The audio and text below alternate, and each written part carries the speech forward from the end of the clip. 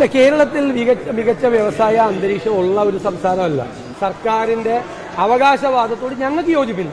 അങ്ങനെ തുടങ്ങിയിട്ടില്ല കേരളത്തിൽ. വ്യവസായ സൗഹൃദ സംസ്ഥാനമാണ് എന്ന് പറയുന്നതിനോട് ഞാൻ ഒരിക്കലും യോജിക്കില്ല. ഒരു മിനിറ്റിൽ വ്യവസായങ്ങൾ പൂട്ടുന്ന സ്ഥിതിയാണ് ഇന്ന് കേരളത്തിലുള്ളത്.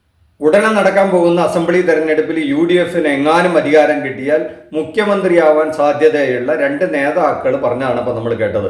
ഇവിടെ വ്യവസായത്തിനൊന്നും ഒരു സ്കോപ്പുമില്ല, ഇവിടെ അങ്ങനെ ഒന്നും നടക്കുന്നില്ല, ഒരു വ്യവസായികളും കേരളത്തിലേക്ക് വരുന്നില്ല. ഈസ് ഓഫ് ബിസിനസ്സിലൊക്കെ 1ാം സ്ഥാനമാണെന്ന് പറയുന്നത് വെറുതെ ഈ രാജീവ് മിനിസ്റ്റർ പറഞ്ഞുണ്ടാക്കുന്നതാണ്. ഇതിലൊന്നും ഒരു സത്യമില്ല. അത് ഞങ്ങൾ വന്നാൽ കാണിച്ചു തരാം എന്നാണ് ഈ 2 നേതാക്കളും പറയുന്നത്. ഈ 2 പേരിൽ ഏതെങ്കിലും ഒരാളായിരിക്കും കേരളത്തിൻ്റെ മുഖ്യമന്ത്രി UDF അധികാരം കിട്ടിയാൽ എന്നുള്ള കാര്യത്തിൽ നമ്മുടെ പ്രേക്ഷകർക്ക് സംശയമില്ലല്ലോ. അപ്പോൾ അവർ തമ്മിൽ ഭയങ്കര ഐക്യമാണ്. കേരളത്തിൽ ഒരു തരത്തിലുള്ള ബിസിനസ് സാധ്യതകളുമില്ല. കച്ചവടങ്ങളോ അല്ലെങ്കിൽ വലിയ സംരംഭങ്ങളോ ഒക്കെ ഇവിടേക്ക് വരണമെങ്കിൽ വലിയ മഹാകഷ്ടമാണ്.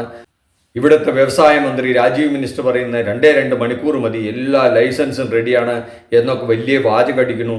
ഈസ് ഓഫ് ഡൂയിങ് ബിസിനസ്സിൽ കേരളം ഇന്ത്യയിൽ നമ്പർ 1 ആണ് എന്നൊക്കെ വലിയ വായിൽ വർത്തമാനം പറയുന്നു എന്നല്ലാണ്ട് ഇവിടെ ഒരു ചുക്കും സംഭവിക്കുന്നില്ല. അതിന് ഞങ്ങൾ അധികാരത്തിൽ വരണം എന്നാണ് ഈ 2 മഹാരഥന്മാർ പറയുന്നത്.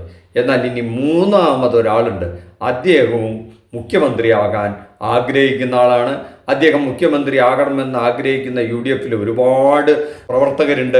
എന്നാൽ ഇനി അദ്ദേഹത്തിനും ഈ കേരളത്തിൻ്റെ വ്യവസായത്തെ പറ്റി എന്താണ് പറയുന്നതെന്ന് നോക്കാം. കാരണം UDF അധികാരത്തിൽ വന്നാലും ഇവിടെ ബിസിനസ്സും കച്ചവടമൊക്കെ നടക്കണമല്ലോ.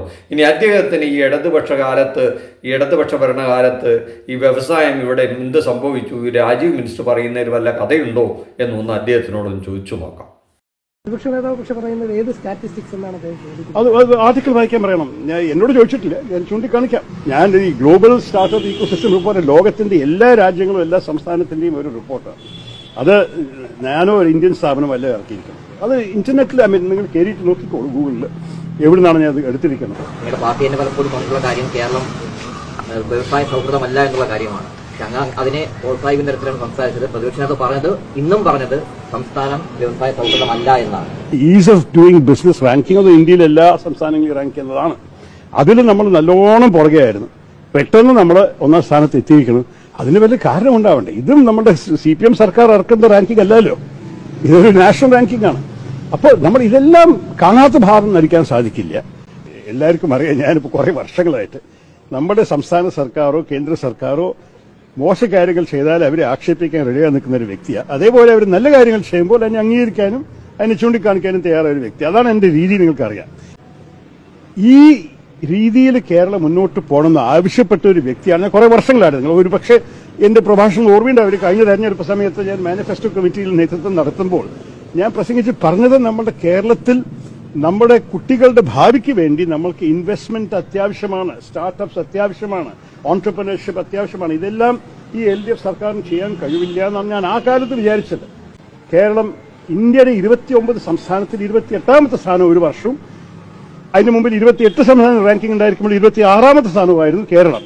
അപ്പൊ അതിന്ന് പോയി ചാടിയിട്ട് 1ാം സ്ഥാനം എത്തുന്നത് അതിനെ നമ്മൾ കണ്ട് അംഗീകരിക്കാൻ സാധിക്കില്ല എന്ന് എന്റെ വിശ്വാസം. നമ്മൾ അഥവാ കേരളത്തിന്റെ ഭാവിയെക്കുറിച്ച് സീരിയസ് ആണെങ്കിൽ നമ്മൾ രാഷ്ട്രീയത്തിന് അതീതമായിട്ട് ചില കാര്യങ്ങൾ കാണണം. ഞാൻ എപ്പോഴും പറയുന്ന ഒരു കാര്യമാണ്, കേരളക്കാര് രാഷ്ട്രീയം കൂടുതൽ കണ്ടിട്ടുണ്ട്, വികസനം കണ്ടത് പോരാ. UDF കുറച്ച് പ്രവർത്തകരെങ്കിലും ശശി തരൂരിനെ പോലെയുള്ള നല്ല മനുഷ്യര് മുഖ്യമന്ത്രിയായി കാണണമെന്ന് ആഗ്രഹിക്കുന്ന ഒരാളുടെ വാക്കുകളാണ് നമ്മളിപ്പോൾ കേട്ടത്. അദ്ദേഹം രാഷ്ട്രീയം മാത്രം എല്ലാത്തിലും കണ്ടാൽ പോരാ, വികസനങ്ങൾ കണ്ണു തുറന്ന് കാണണമെന്നാണ് അദ്ദേഹം പറഞ്ഞത്. അത് സാധാരണഗതിയിൽ ഇടതുപക്ഷത്തെ എതിർക്കുന്ന ഒരു രാഷ്ട്രീയ നേതാവിൽ നിന്ന് നമ്മൾ പ്രതീക്ഷിക്കുന്നതല്ല. പക്ഷെ കേരളത്തെ സ്നേഹിക്കുന്ന, ജന്മനാടിനെ സ്നേഹിക്കുന്ന ഏതൊരു പ്രവർത്തകനും, ഏതൊരു രാഷ്ട്രീയ പ്രവർത്തകനും അങ്ങനെ പറയാൻ കഴിയൂ. എന്തുകൊണ്ടാണ് രമേശ് ചെന്നിത്തലയ്ക്കും സതീശൻ സാറിനും അത് പറയാൻ കഴിയാതെ പോകുന്നത് എന്ന് നമുക്കറിയില്ല. സതീശൻ സാർ മറ്റൊരു വിഷയത്തെ പറ്റി സൂചിപ്പിച്ചപ്പോൾ പറഞ്ഞത്, ഞാനും പിണറായിയുമെല്ലാം ഓർമ്മകൾ മാത്രമാകും, അന്ന് നമ്മുടെ കേരളം ഈ ഒത്തൊരുമയോടുകൂടെ നിലനിൽക്കണം എന്ന് പറഞ്ഞത്. കേരളം ഈ അടുത്ത കാലത്തായി ഈസ് ഓഫ് ഡൂയിങ് ബിസിനസ്സിൽ നടത്തിയ ഒരു കുതിച്ചു കയറ്റത്തെയും കാണാൻ കഴിയുന്നില്ല എന്നുള്ളത് വളരെ വിചിത്രമായിരിക്കുന്നു. അതൊരു തേർഡ് റേറ്റ് രാഷ്ട്രീയക്കാരനെ പോലെ എല്ലാത്തിനും കുറ്റം കണ്ടുപിടിക്കുക, വിമർശനം ഉന്നയിക്കുക എന്നുള്ള പതിവ് ശൈലിയിൽ നിന്ന് ഈ രണ്ട് നേതാക്കളും ഇനിയും മോചനം നേടിയിട്ടില്ല എന്നാണ് നമുക്ക് മനസ്സിലാക്കുന്നത്. പക്ഷേ ശശി തരൂരിനെ പോലെയുള്ള എന്ന് പറഞ്ഞാൽ പരിപൂർണമായും അദ്ദേഹം ഒരു രാഷ്ട്രീയക്കാരനല്ല.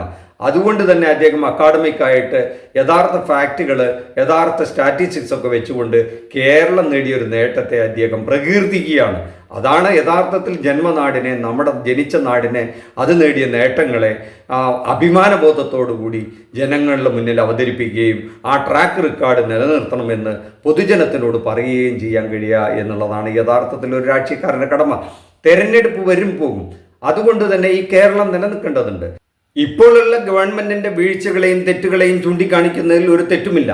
അതേസമയം തന്നെ ഈ ഗവൺമെന്റിന്റെ നേട്ടങ്ങളുണ്ടെങ്കിൽ അത് ആരെങ്കിലും ചൂണ്ടിക്കാണിച്ചാൽ അതിനെ തള്ളിക്കളയണമെന്നോ തള്ളിപ്പറയണമെന്നോ ഇത് വാശിയോടുകൂടെ എന്തെങ്കിലും പൊട്ടത്തരം വിളിച്ച് പറഞ്ഞാൽ അത് ജനം അംഗീകരിക്കുമെന്ന് ഈ രണ്ട് നേതാക്കളും കരുതുന്നുണ്ടെങ്കിൽ അത് ആന മണ്ടത്തരമാണെന്നേ പറയാൻ പറ്റുള്ളൂ. അതുകൊണ്ട് തന്നെ നിങ്ങളെ വിലയിരുത്തി കളയും.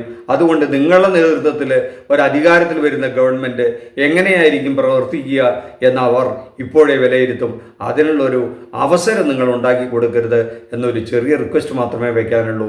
ഇടതുപക്ഷമോ വലതുപക്ഷമോ മധ്യപക്ഷമോ ആര് ഭരിച്ചാലും കേരളം നന്നാവണം, കേരളം ഉണ്ടാവണം, അവിടെ വികസനം വരണം. ആ വികസനത്തിന് ആരാണ് നല്ലതെങ്കിൽ അവർക്ക് ജനം വോട്ട് ചെയ്യും. ആ കാര്യത്തിൽ നിങ്ങൾ രണ്ടുപേരും എന്ത് വിഡ്ഢിത്തരം പറഞ്ഞാലും ജനം ആ കടമ നിറവേറ്റുക തന്നെ ചെയ്യും. അതുകൊണ്ട് ഇത്തരം തമാശകൾ നമ്മൾ ഇനി ഈ ഇലക്ഷൻ കാലം മുഴുവൻ കേൾക്കേണ്ടി വരും, കാണേണ്ടി വരും. അതുകൊണ്ട് അത്തരം തമാശകൾക്കായി ഈ ചാനൽ ഒന്ന് സബ്സ്ക്രൈബ് ചെയ്ത് വെച്ചോളൂ.